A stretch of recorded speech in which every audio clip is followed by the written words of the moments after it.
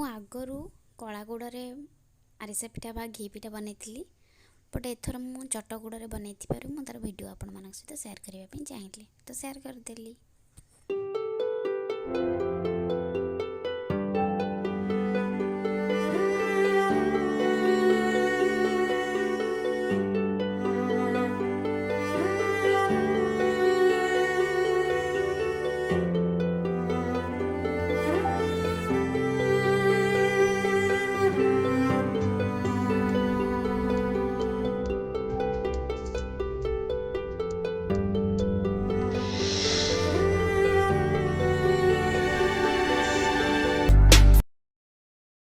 ଅଧିକ ତେଲ ତାତି ଥିବାରୁ ପୋଡ଼ି ଯାଇଥିଲା।